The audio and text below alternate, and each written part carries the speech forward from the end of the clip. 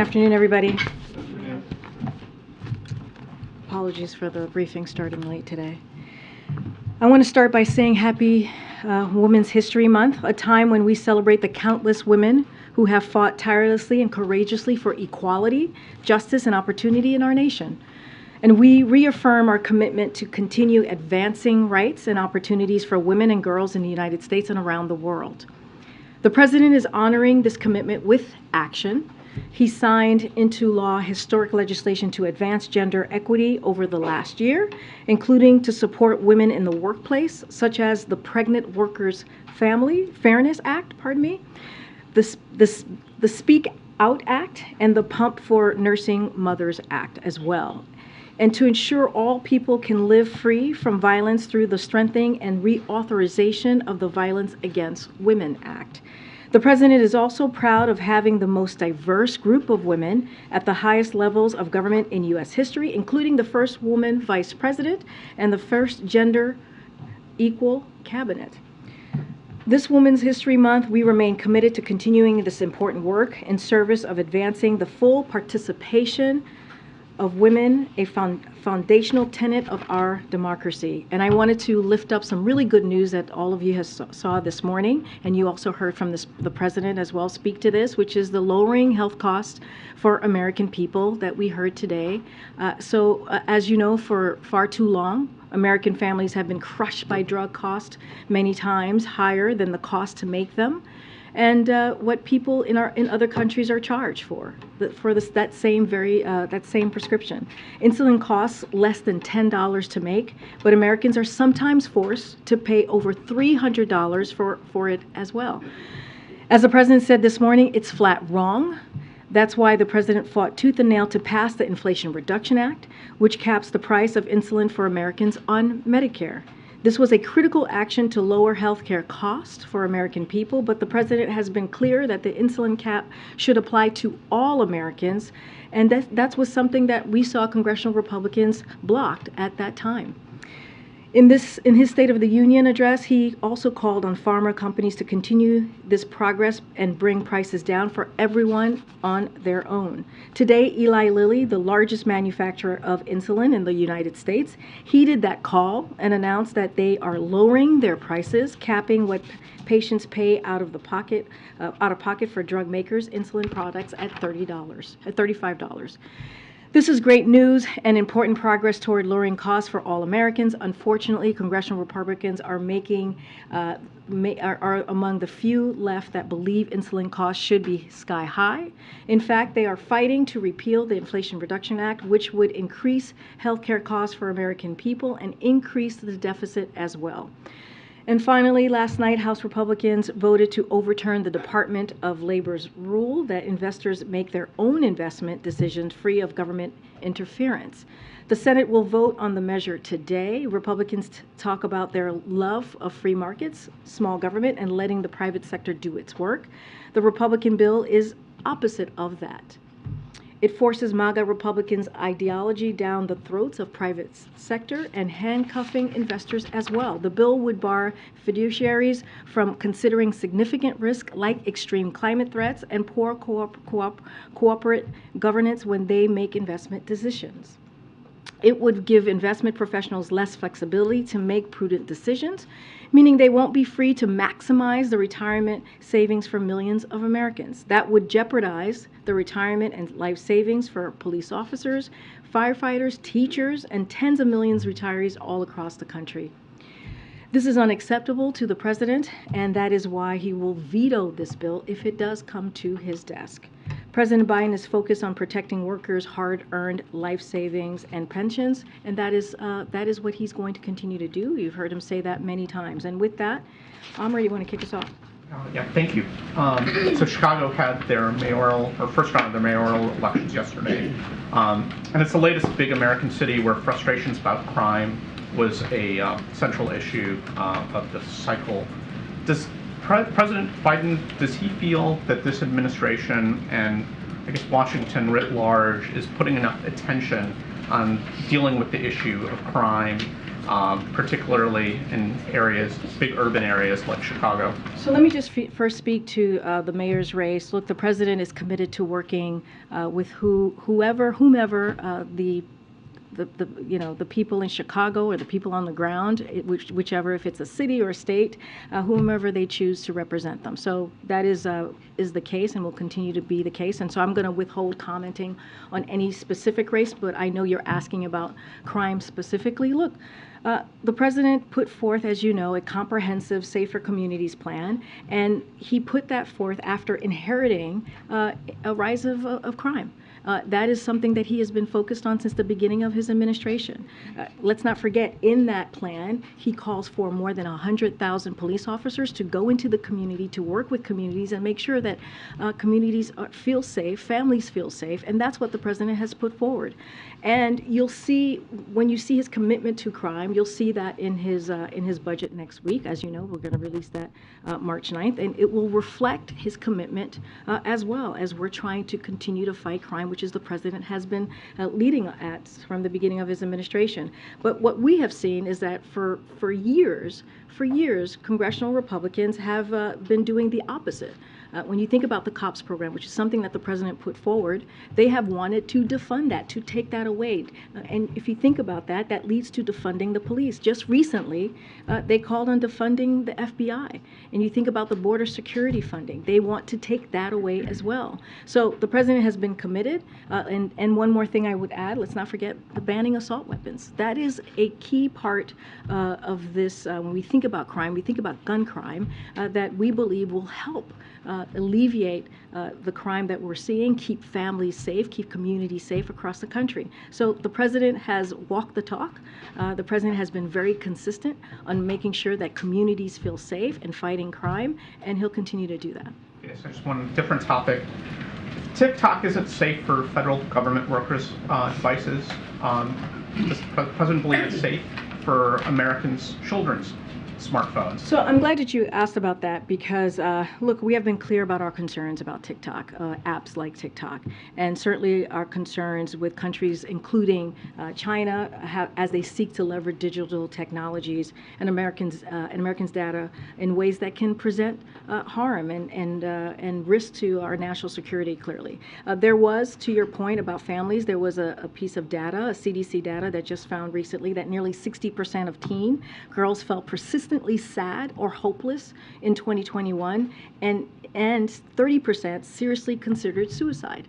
So this is something that the president has taken action on. If you look at the using his executive branch authorities, we think about his unity agenda. A couple of things that he was able to do was stop collecting personal data on kids and teenagers online, ban targeted advertising to children, and impose stricter limits on the personal data companies collect on all of us. And so this is what the president calls on for Congress to pass in a bipartisan way, privacy legislation to hold by big tech accountable. And so the president's going to continue to take actions, but we see that in the data how this has affected young people, especially during this pandemic in the last couple of years. Thanks, Karine. To follow on that, does the president believe TikTok is a threat to national security? Well, we have said that we have concerns. We have concerns about the app. And that's why we have called on Congress to act, and including, and I mentioned earlier, just moments ago, including how China is trying to collect the privacy of Americans in a way that can present national security risks. So yes, we have concerns about that, and look, we're going to continue to call on Congress. I just laid out the president's unity agenda and what he's looking to do and the actions that he wants to take from the executive branch of his authority, and so we're going to continue to call that out.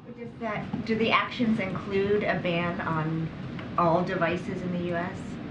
So look, what I would say is this: the White House does not use TikTok, but we do believe that.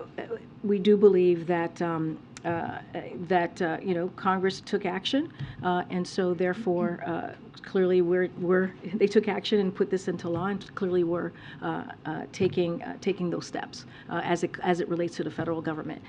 Outside of that, we know that CFIUS has an ongoing investigation ongoing looking at this situation. So I'm not going to go beyond what CFIUS is doing. I guess what I'm trying to understand is, has the president not issued a federal ban on TikTok on all devices because he does not think it's a threat to national security, or because he does not have a legal mechanism to do so?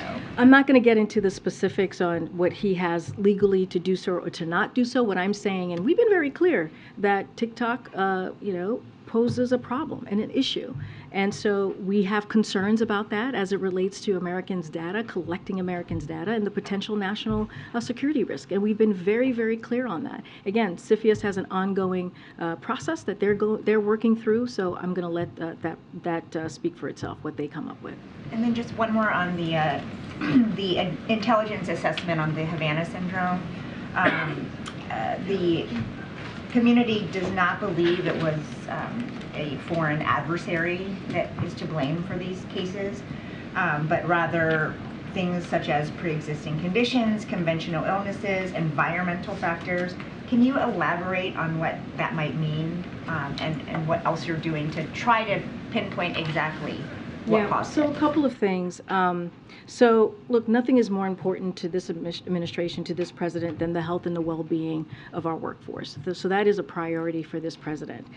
With bipartisan support with Congress, we have focused on ensuring that our colleagues and their families who report anomalous health incidents receive the support and access care that they need. And so that has also, that medical treatment, the medical care that they need has been incredibly important. So we also asked the U.S. intelligence company to surge resources to help advance our understanding of the AHI reports to date and examine all possible explanations. We have committed to be transparent with the workforce because we believe that's what they deserve, and with the American people as well. But what the IC has learned, and we would refer you to clearly ODNI as it relates to the assessment and what the specifics of that assessment and the key judgments that the IC released, that's something that we clearly would recommend to them. But it is important to note that what the director of the National Intelligence said and underscored today is that today's IC assessment does not call into action the very real experiences and symptoms. Like, we acknowledge that, and we understand that people are truly went through an ordeal. And so, and that's something that clearly our colleagues and their families had to deal with. So our commitment and the President's commitment to the health and safety of U.S. government personnel remains unwavering. And this is why the departments and agency will continue to provide timely care on as we look at the medical care, and make sure that that the reports are thorough, support research efforts, and process Havana Act payments as requested. So again, as it relates to any specific questions to their assessment, I would refer you to ODNI, but this doesn't change the commitment that the president has in making sure that these families, our colleagues in the workforce, get the help and assistance that they need, and they're going to continue to work through that. Thank you. And just to follow up on that, is the president satisfied with that report, with that assessment on the Havana syndrome? Look, I'll say this, what's important to the president is that we take this very seriously, as the intelligence community has. And you saw the assessment. They laid it out pretty clearly from ODNI. What we are committed to is making sure that our workforce and their families get the assistance that they need through the medical care. And look, the work is ongoing. It continues. So that extra special financial support that came from the Havana Act that the president signed, the White House still believes that the people who are suffering from these symptoms, even with this assessment now, that those people should still get that extra financial support. Absolutely. Yeah, absolutely. But I do want to send a message to the American people. Look, it is important, again, for the health and wellness of our workforce to be a priority. And that's what you saw from the intelligence community assessment. And and even from the assessment, that doesn't alter that. It doesn't alter our commitment, the president's commitment to their health and safety. And so that's what I would say. There is a commitment there to make sure that we make sure that there is a safe workforce for folks who are working for the U.S. government and who are clearly employees. If I can, just on one topic that you had brought up, the Eli Lilly news. Did the president make a personal appeal directly to any company executives ahead of this announcement to lower the cost of insulin? So I'll say this. I mean, the president has the biggest bully pulpit, right? Well, I mean, I think that's pretty important, right? I think when people ask what is the president doing, using the bully pulpit as he did at the State of the Union and calling out or laying out how we can help the American people is critical. It's important here. And we saw that, right? We saw that he spoke to insulin and how costs need to go down. And here we see Eli Lilly taking action. And so, look, this is something that he's going to do. Using the bully pulpit as the president of the United States is an incredibly powerful tool. And the president uses that in a very important way, not just to talk to the American people and lay out his platform, lay out how he's working every day to make sure, in this case, lowering costs for Americans, whether it's healthcare, whether it's energy, and making sure that we continue to deliver. But it's also speaking directly to companies out there like Eli Lilly and saying, hey, you know, you all need to change how you move forward, especially on something like insulin that affects so many families across the country. One-on-one conversations. I don't have any conversations to preview, but I think it is important to really speak to the importance of the bully pulpit and the way that the president uses that in a way that's effective and in a way that communicates what the American people need. Thanks, Karine. China is going through its party Congress process right now, and they're expected to implement the biggest government reshuffle in a decade over there. What will U.S. engagement with the Chinese look like once this process is over? So the approach that we have to China hasn't changed, right? You've heard us say we seek competition, not conflict. You've heard us say that it needs to be practical. That's the way we approach it, calm and resolute, and that is not going to change. And the president will always do what is required to defend our interests, the American people's interests. Still believes it is important to keep the lines of communication open. As you all know, Secretary Blinken very recently, when he was in Munich, had a meeting, a conversation with Wang Yi, his counterpart in China. And so again, keeping those lines of communications open. So as you mentioned, they're going through their annual parliament to put in place its government representative. We maintain working level lines of communication as they go through this process. And after that's done, as we have said, we are prepared to have high-level engagement with China from the president on down. I don't have anything to preview. I know many of you have asked me about if there's a conversation with the president and President Xi. I don't have anything to read out for you at this time. He is expected to further tighten his grip on China after this process is over. How is the administration viewing that? How is the administration planning to engage with him?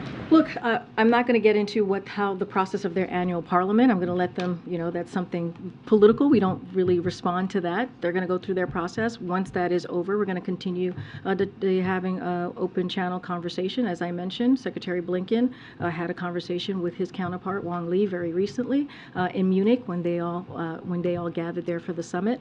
And so we're going to continue to have those lines of communication. Look, as I said just moments ago, it's going to be resolute, it's going to be practical, and it's going to be calm. And we have been very, very clear. Nothing will change on our approach with handling, with dealing in our relationship with China in this past 2 years. And I have one on another topic. The Ron DeSantis op-ed in the Journal yesterday, where he talked about signing a law that ended Disney's self-governing status in Florida. That essentially provided the company with a favorable tax structure. They were able to get away without paying taxes around the regional infrastructure developments. How does the White House, that has been cracking down on corporate tax evasion, view this move by DeSantis? I mean, is there any line of thinking that perhaps supports what has just happened in Florida with Disney? So I'm going to be very frank with you, Nandita. I have not read the op-ed, and frankly, I don't plan to. Look, the president has been very clear here. He's going to deliver for the American people. I talked about lowering costs. We just talked about Eli Lilly and their great announcement of capping $35 for insulin, which is going to be so important to families across the country. I was just asked about crime and the work that the president has done over the last 2 years to fight crime in communities, something that he inherited when you think about the rise of crime in the last couple of years. And so we're not going to play political games. That's not something that we do here. We're going to continue to stay very focused, laser focused on delivering for the American people, and I'm not going to read that op-ed. Go ahead. Thanks, Karine. There was a bipartisan rail safety bill that was introduced or proposed today, and the Senate Majority Leader Chuck Schumer endorsed the broad outlines of the proposal. Has the White House seen it? It's the White House supported in the wake of the East Palestine disaster. We're glad to see bipartisan support. This is something that Secretary Pete has been calling for, and this is clearly to bring forth several rail safety measures, which is incredibly important. The bill would increase the maximum fines for safety violations. It would strengthen rules governing trains carrying hazardous materials. It will accelerate the timeline for phasing in safer tank cars and establish a permanent requirement for two-person train cars. So this is a good first step, and we welcome it. We encourage Republicans and Democrats to continue to work together to advance these common sense rail safety measures, and it's an important first step, and we welcome it. Is there anything just on the executive branch side that you guys are considering or weighing in terms of assistance to East Palestine? So as far you're talking about more economic assistance. Look, you've heard from Secretary Buttigieg, you've heard from the EPA administrator speak to how we're going to hold Norfolk, Suffolk accountable here to make sure that they pay for the mess that they created on the ground in the community of East Palestine. This is something that we are incredibly focused on and serious about. You've even heard the EPA administrator say that if they don't, they will have to pay this 3 times over. And so, look, we're going to keep them accountable, and that's going to be our focus. And then just one final one. The president nominated Eric Garcetti roughly 600 days ago to be ambassador to India. He's supposed to have a committee approval process next week. Vote, I think, is still kind of up in the air. Does the administration believe that he will be confirmed, and do you feel like this is a make or break moment for a long process? As you know, Phil, Eric Garcetti was voted out in a bipartisan way out of committee, and so clearly he has had bipartisan support. Which is very important in this process, and we encourage and look forward to the Senate, moving forward with his nomination on the floor. Okay. Thanks, great. I just wanted to circle back to crime. As soon as next week, Congress could end up overturning a new sentencing law in D.C. that reduces penalties for some violent crimes, among other measures. Is the president prepared to issue a veto if that vote passes and it crosses his desk? So I know we've been asked this question before.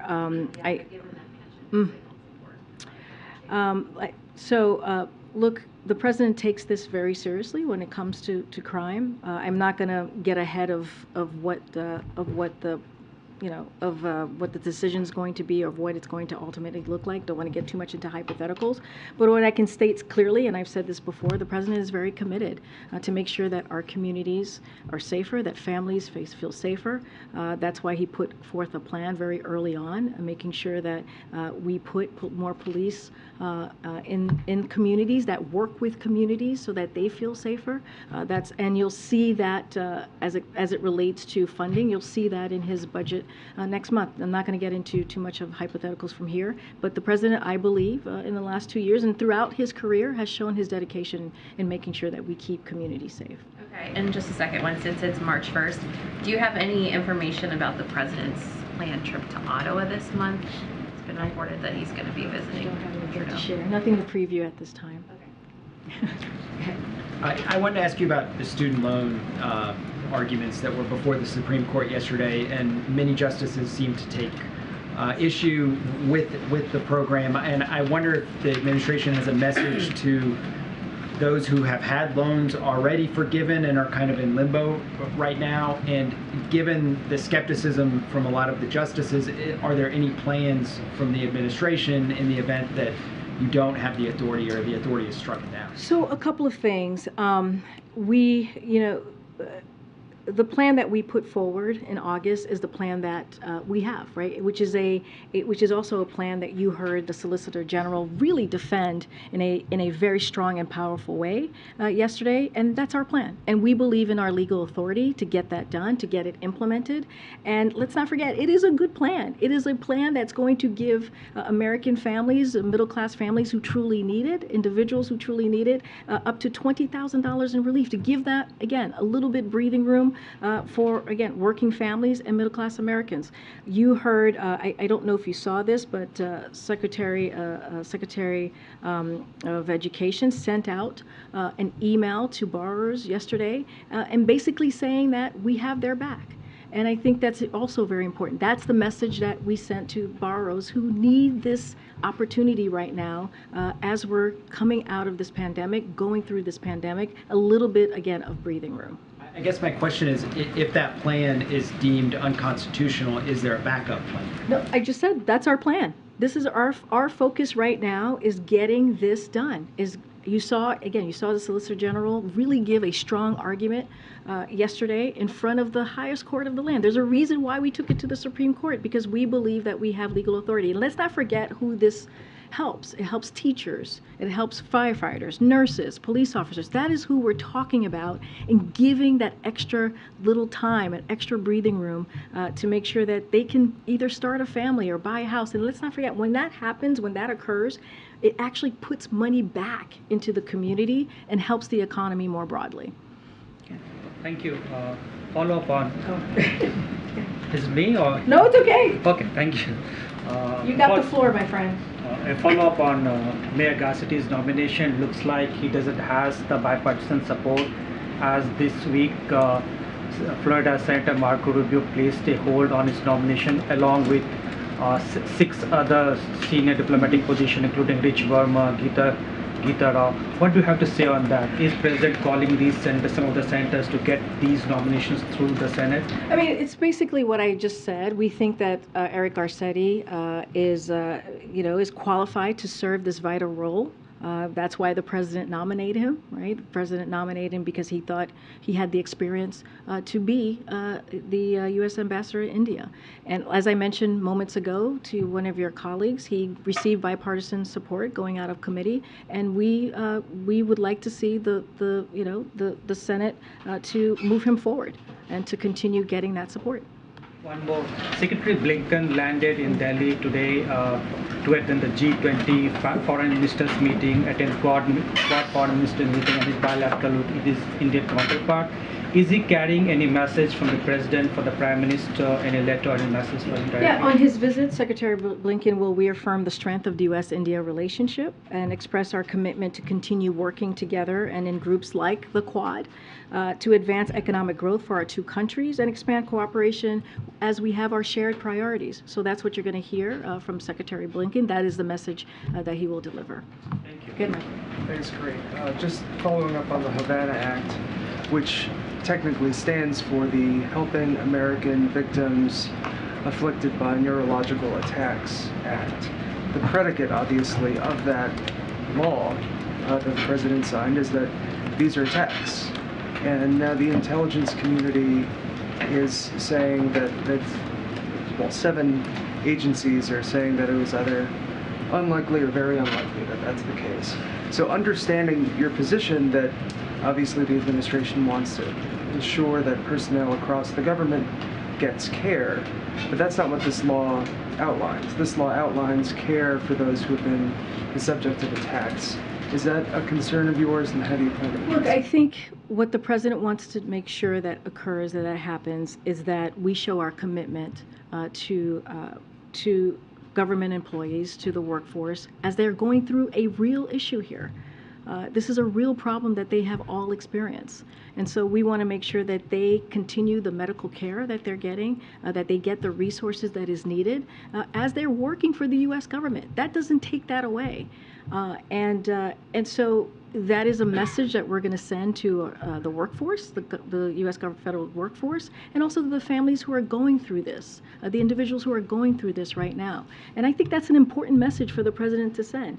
They had a real experience that they all went through, that they reported, that clearly the intelligence community looked into to see exactly what it was.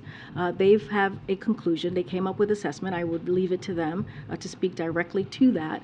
But it doesn't take away what they went through. And so the president is committed to that. And I think that's the message that we want to make sure it goes forward. Just quickly following up on that, now that this assessment is in, does the White House feel as if this is a settled matter, or does he have more Honestly, I would refer you to the ODNI on their specific assessment and where they are and what they concluded. I'm not going to speak to that from here. What I want to reiterate again is that we want to make sure that the workforce, our federal workforce, understand that their health and safety is indeed our priority. Good, Jen. Yeah, on the Federal Reserve search, the search for the vice chair, can you say, is the president looking for a more dovish counterbalance to Jay Powell, which is what some progressives would prefer, or is that not a factor in this search? Look, this is a priority. Making sure that we fill this vacancy is a priority to this president. I'm not going to get into specifics on what the president's process is, but I would tell you that he thinks it's important to get that vacancy filled, and he's going to clearly continue to make that a priority, and we hope to have something to share in the near future. FISA 702 reauthorization. What's the White House's position on reforms to 702 in this round? Would you be open to reforms, or is the White House insisting that the section be reauthorized without any changes? I don't have anything new to share on that particular piece. Okay. If I could go back to the question about the D.C. Council action and the likelihood that the Senate will send the president a bill that forces him to make a decision. Is it fair to say the president is at this moment undecided? Has he not yet decided what he's going to do? I'm just not going to get into hypotheticals from here. What I can say to you is the president's commitment, just more broadly as it relates to crime, as it relates to making sure that Americans and families feel safe, and what he's done in the past 2 years, but also beyond. And so that's what I can speak to at this time, just not going to get into hypotheticals from here. So let me ask it this way. There are two ways to look at the question. One is to side with the mayor, who said that the council's action went too far and she vetoed it. The other is to side with the members of the council who insisted on enacting it against her objections. Does the president decide where he stands? Does he stand with Mayor Bowser? Does he stand with members of the council? So look, what I can say, so as it relates to D.C., I'll say this, and the president has been very clear about this.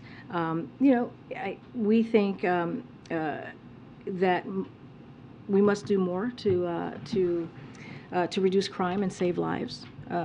And that's why the president has taken those actions. As it relates to more D.C. more broadly, and the president has said this as well, it's a clear example why D.C. deserves statehood. Right? And that's something that the president has called for since the campaign. But again, I'm not going to get into particulars, into hypotheticals. The Safer America plan was something that the president has put forward to lay out how he sees making communities safer, how he sees dealing with an increase of crime. That happened, that he inherited, that happened before he walked into office. So I'll just leave it there and won't speak further to any hypotheticals. I'll go to the back, and then I'll come back down. Yeah, thanks, Karine. So I want to ask you about the Labor Secretary pick. Julie Su, while she was Labor Secretary of California, during COVID, the state lost between $20 billion and $32 billion in unemployment insurance to fraudsters. Meanwhile, 5 million people had benefits delayed and 1 million people had them wrongfully canceled. Is the president concerned that this will impact her getting confirmed? So a couple of things, because we got to put this all in context of what was happening at the time. It was a historic crush of unemployment claims at the onset of the pandemic. That's what we were seeing. The design of the initial pandemic unemployment systems and years of national investments in UI modernization led to challenges, right, including fraud attacks, as you were just stating, across the nation in red and blue states alike. That was happening across the country during the very early stages of the pandemic. But under her leadership, under Julie's leadership, California took important steps to process a number of claims. We're talking about 1 in 5, which is in the entire nation. That's what California was dealing with, to ensure that working people who were out of work, and this was not their fault, could continue to pay their rent, could continue to put food on the table, continue to keep the lights on. So look, she believes in safety nets and need to be strengthened. That is something that she indeed believes in, and I'll add this as well. When the president took office, he prioritized combating potential frauds of relief funds, just as he did aggressively and successfully as the vice president. So this is an issue that's important to her, strengthening those safety nets, and also an issue that's important to the president that he's actually taken action on. So does he think she can be confirmed? Oh, absolutely, yes. She thinks that the Senate should confirm her, and she is the right person for the job and has the experience to do the job. And let's not forget, she has spent the last 2 years working hand in hand, with Secretary Walsh. You talked about TikTok earlier. I'm just curious now, why did the administration then wait so long to ban TikTok in all federal employees? 29 states have already done it, and the president, his first month in office, canceled an investigation by the Commerce Department into TikTok. So why did they wait so long? So I'm not going to speak to any investigation. Look, the process is happening now. That's what we're seeing. What I can say is that the president has been very clear about his concerns with apps like TikTok, and I just laid out the CDC reporting and how it's affecting our children, and the importance of making sure that we deal with this in a real way, which is why he put forth his unity agenda and laying out ways that we can deal with an issue that is affecting the emotional growth and also of our children. And so, look, the unity agenda kind of lays out how the president wants to move forward. I'm not going to go beyond that. Yeah. Follows on the ESG labor rule. You had framed, the White House has framed this as kind of MAGA Republicans imposing their views on the free market. The fact that 2 Democratic senators say they're going to vote for this bill, does that undermine that argument? No, not at all, because this is something that Republicans have pushed forward. This is their agenda, which is kind of in line in how they want to move forward with a very extreme ideology, the MAGA Republican ideology. And what they're doing again is they're really pushing down the throats of private sector. That's what we're seeing. This is what this piece of legislation is. And a timeline question, any timeline on when the president would issue this veto if we assume this bill passes today? I mean, it depends on the mechanism of the Senate and what ultimately happens and the voting dynamics. I can't speak to that here on the timeline. Thank you, Karine. Why is President Biden afraid of China? The president is not afraid of China. Well, Did you see the president last week when we went to Ukraine, went to Kyiv? This is not a president that's afraid of anything. It was a historic trip that many of you said was brave. So clearly, this is a president that's not afraid to go to a war zone. He's not afraid to go there when there's no military presence on the ground. So there's nothing that this president fears. China flew a spy craft over the U.S. The president didn't really do anything to China. And according to the FBI director, China may have created something that has killed more than 1.1 million people in this country. And President Biden is not punishing them. So you're giving me two things here. So let's take them in parts. As we talk about the China surveillance balloon, the president did take that down, and he did it in a way that as it was on its path, we collected information from it, we protected our national security information on the ground, and we did it in a way that was smart, effective, and also protected the American people. That's what the president's always going to put forth, is the safety of the American people. So that's what the president did with that particular issue. Look, as it relates to, you're talking about the COVID origins, we've been very clear. We've been very clear that we need the data, and we need to figure out how to get to the bottom of the COVID origins. And that's something that the president has said since the beginning of this administration. So that none of that has changed. But with his campaign, it was all about shutting down the virus and how hard it is for families with an empty chair at the kitchen table because of COVID. If we now know, according to the FBI director, who is most likely responsible for all those empty chairs at all those kitchen tables, why not do more to try to hold them accountable? So I'm going to flip that on its head for a second. It was because of this president that took action. By the way, the last administration did not have a comprehensive plan to actually. No. Responding to COVID, but where did COVID come from? If we know. Peter, you can't tell. First of all, you can't tell me how to answer the question. I'm going to answer it for you, right? So just give me a second. So because he took those actions, he actually helped to save lives. Because he he took action to make sure that people got shots in arms and put a comprehensive plan in front of the American people and put in the work. We actually were able to get to a place where COVID is not gone, but we now are in a place, we're in a different place in the pandemic, and that's because of the president. And that's because of his leadership. So let's be very real about what the president has done over the last 2 years to take on COVID, to make sure that the economy is growing again, to make sure that we're really working for the American people. So that's number one. I want to be very, very clear on that. Now, to your question about COVID origins, as we know, we have seen many different conclusions, right, from the intelligence community. Some of them have made some conclusion on one side, some of them have made conclusions on the other side, some of them say they don't have enough information. So I want to be also very careful there as well. And it was because of this president, very early on, the first several months of his administration, he went to the intelligence community and said, we need to figure out how to get to the bottom of this. We need to figure out how this all occurred, because who knows, we have to try and prevent any future pandemic. So that is the work that this president did. And it included clearly the Department of Energy that has national labs. And so now they're continuing to double down and try to get to the bottom of this. Our relationship with China has not changed. It is very different, very clear, very different than how we've seen it in the last administration. All right, I'm going to continue. Go ahead, Peter, and I'll come to it. Just a separate thought on China, if I can quickly. The administration's constantly described the relationship between the U.S.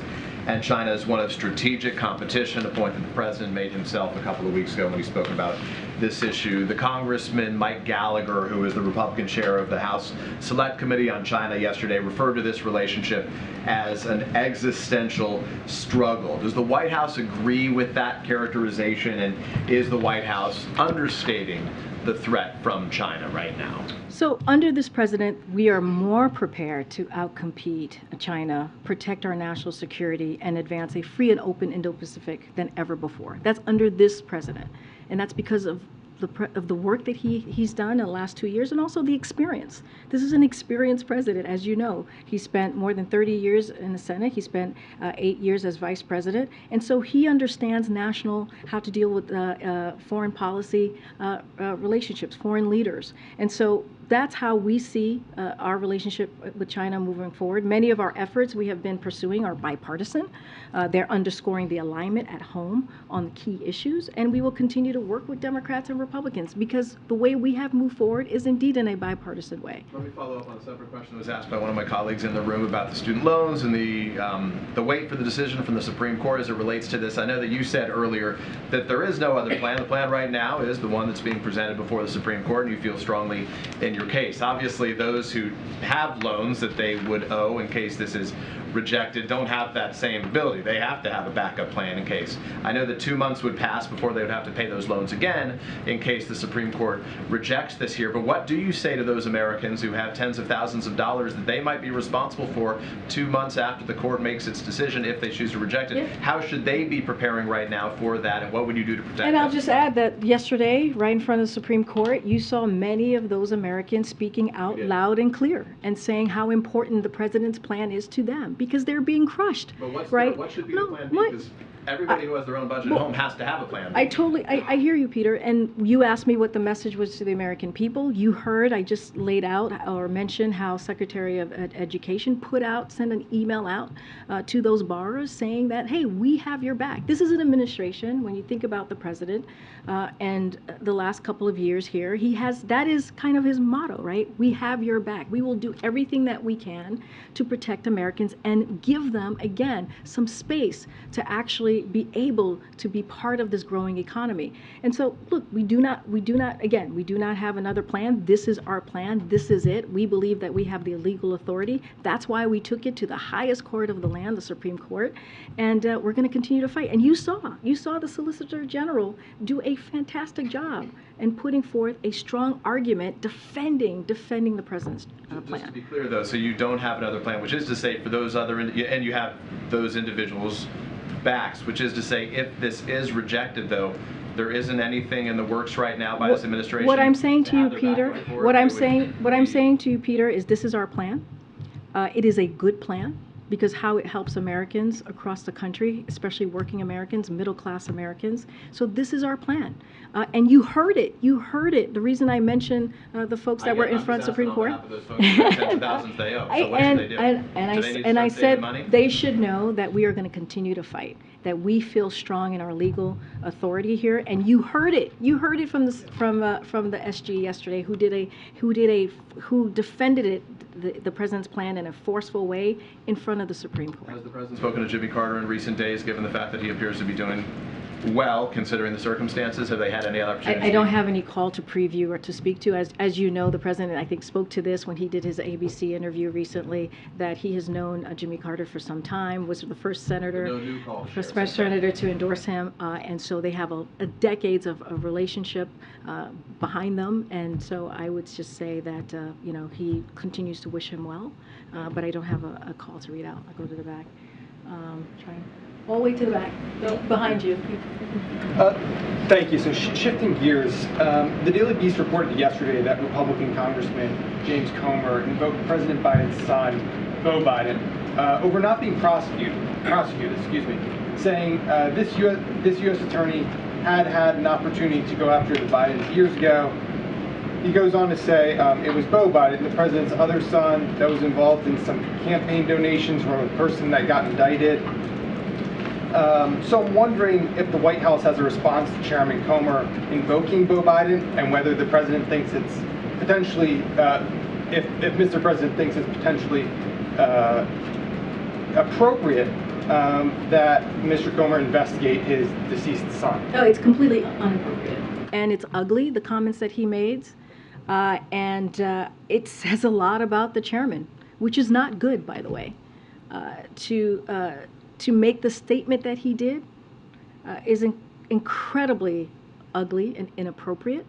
And here's what I would say: instead of House Republicans focusing on attacking the president and his family, why don't they actually focus on what the American people put them in office to do, which is to deliver for them, which is to actually work with their colleagues, the Democratic colleagues, the president, to actually put forth pieces of legislation or put forth policies that's going to make a difference in their lives. And you don't have to listen to me. You can look at the results from the midterms that said just that. They want to see Congress working for them.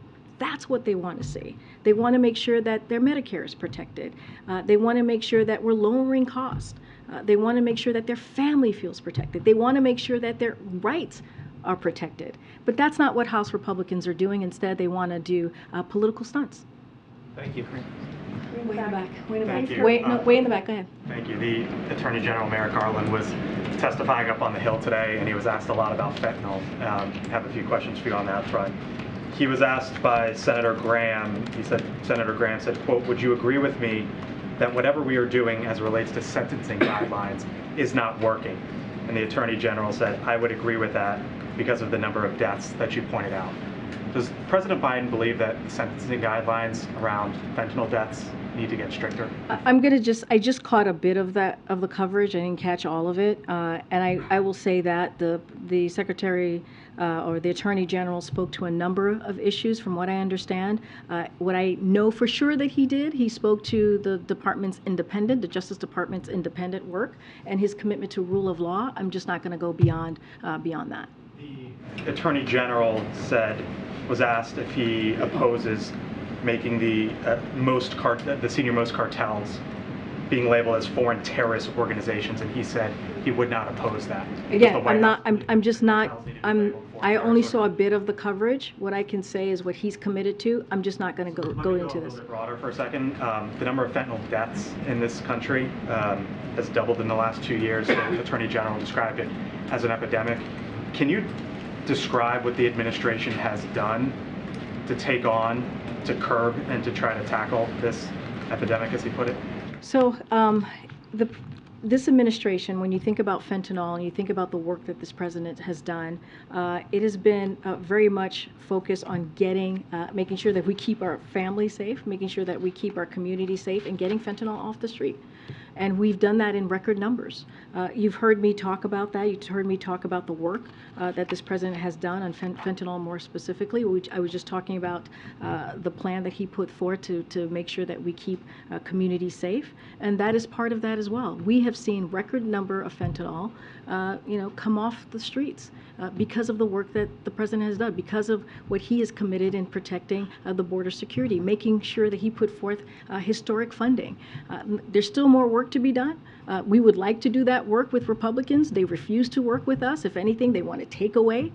They want to take away that border security funding. They want to defund the FBI. But the president is using the tools that are in front of him right now on the executive level to make sure that he does everything that he can without the help of many Republicans in Congress to make sure that we keep community safe, and that's what he's going to continue to do. Go ahead, way in the back, Owen.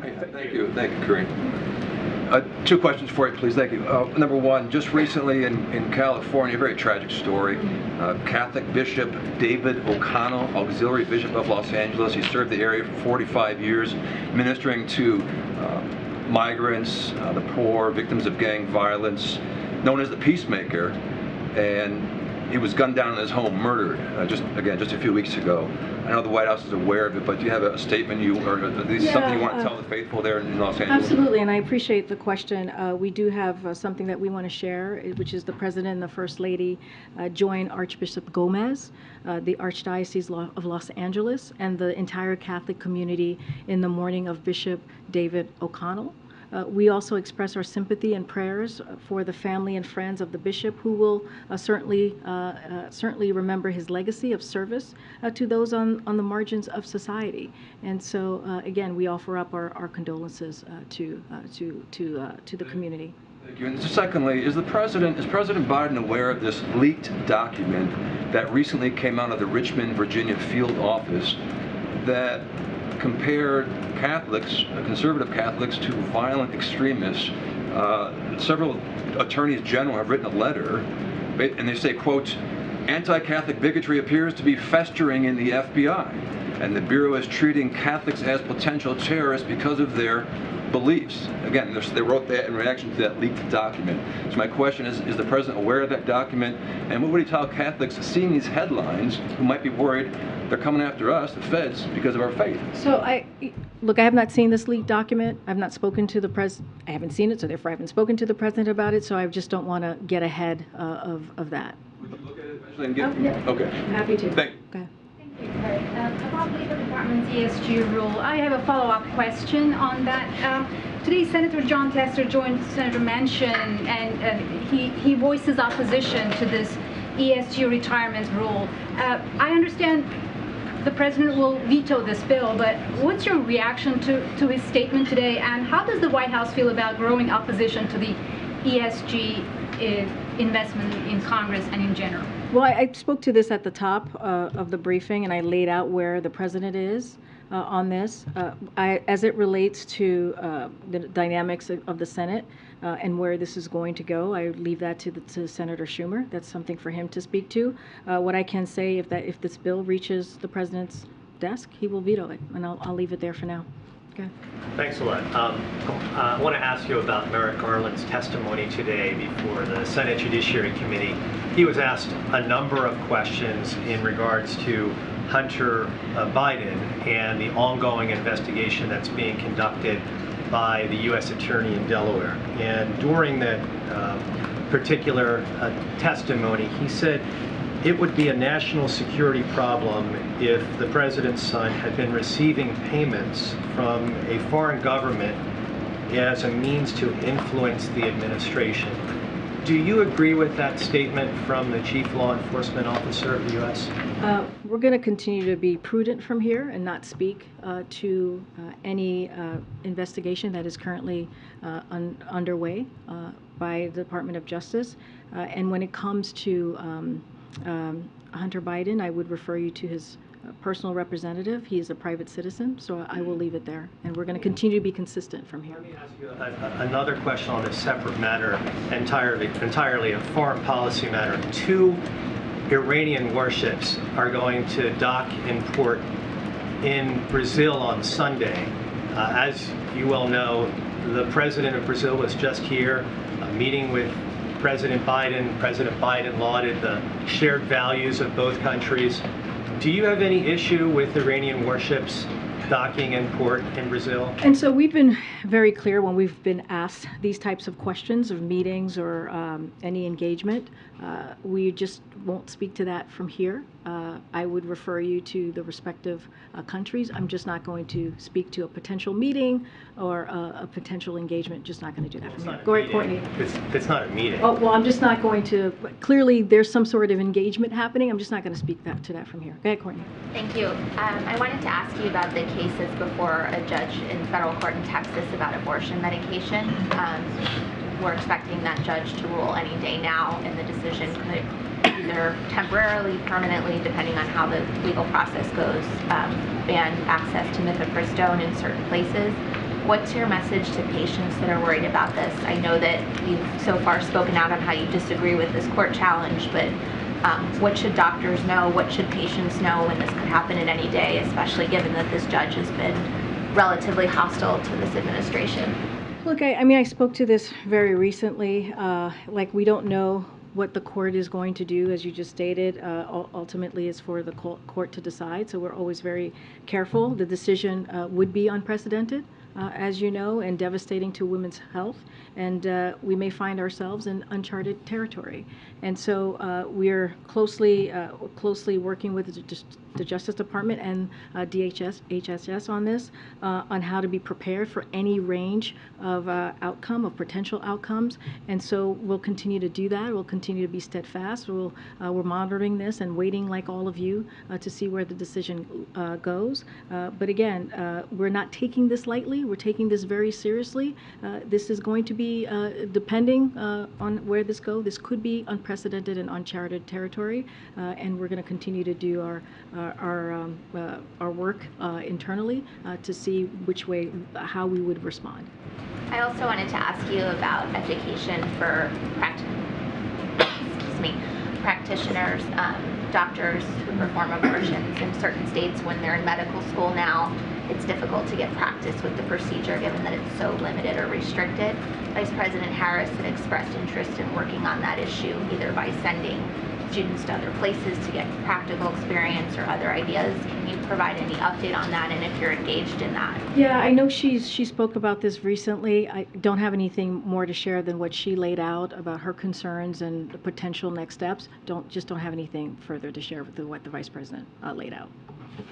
Karine in the back. Go ahead.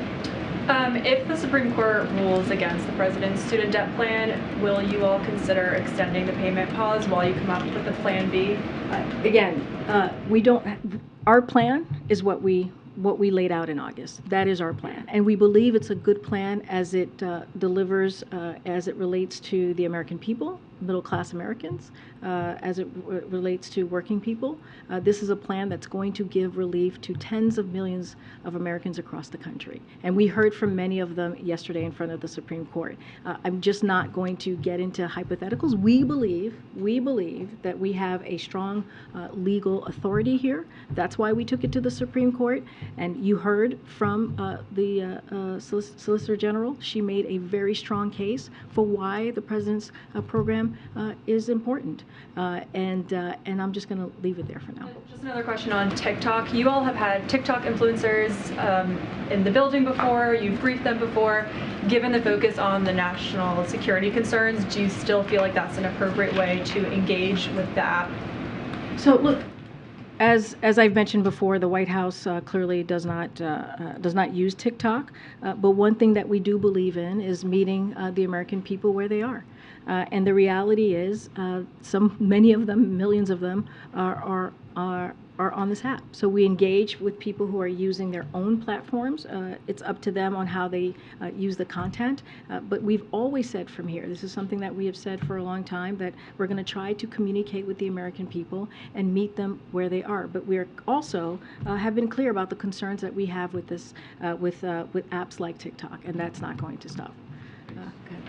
Go ahead, you have the last Thanks, question. Karine. We've just learned the TSA officers at a Pennsylvania airport stopped an explosive device from getting onto a plane Monday. Do you have any comment on that? I don't have any comment from here at this time. I would have to talk to our team. More broadly, do you have a message to Americans who are hearing about flight safety incidents, close calls, devices on planes?